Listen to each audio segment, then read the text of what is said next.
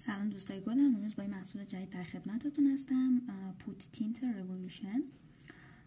خیلی محصولیه که به شدت پیشنهادش میکنم و خودم خیلی ازش استفاده میکنم. خیلی دوستان ببینین اپلیکاتورشو فوق العاده بافت سبک و نرمی داره و من خیلی این تینت رو دوست دارم. جزء محصولات آرایشی مورد علاقمه. ببینید رنگش چجوری پخش میشه. حالا من نمیدونم تو دوربین میفته یا نه. بچه‌ها تینتیه که برای صورت میشه به عنوان رژ گونه ازش استفاده کنین. رژ گونه مایع میتونین ازش استفاده کنین. پشت پلکتون به عنوان سایه چشم میتونین بزنین استفاده کنین و روی لبتون هم میتونین بزنین. و جالب اینجاست که خیلی، حالا من بیشتر بزنم که کامل بیفته تو دوربین. چیزی که من اینجا میبینم و احتمالاً خب شما اونجا با این وضوح نمیبینید.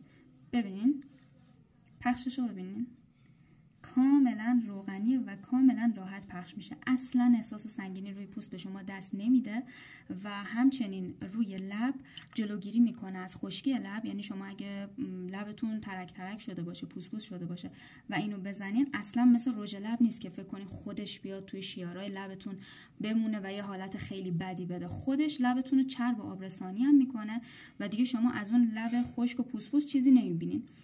من از این استفاده میکنم خودم چون تینت کامله، فقط تینت لب نیست. گفتم به عنوان رژگونه مایع میشه ازش استفاده کنی، حتی به عنوان سایه هم میشه ازش استفاده کنی.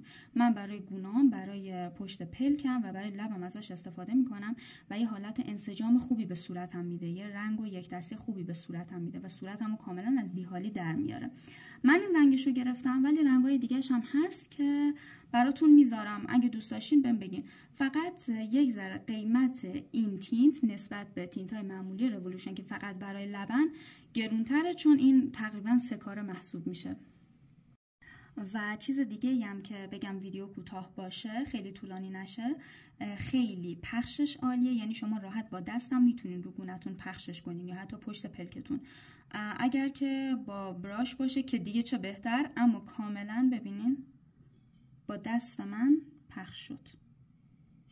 حالا امیدوارم که بیفته اینجوری که من میبینم، ولی کاملا با دست من، با انگشت من پخش میشه رو دست من.